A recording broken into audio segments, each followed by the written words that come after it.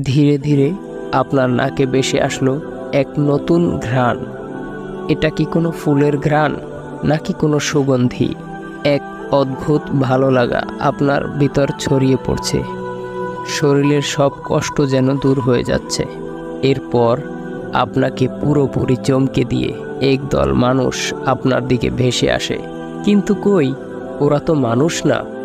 তাদের মুখগুলো এতই উজ্জ্বল যেন সূর্যকেও হার মানায়। আপনার মনে পড়ে গেল রাসূল সাল্লাল্লাহু আলাইহি ওয়াসাল্লামের সেই হাদিস। আপনি বুঝতে পারলেন এরাই হলো সেই ফেরেশতার দল যারা আপনাকে নতুন জগতের জন্য স্বাগতম জানাতে এসেছে।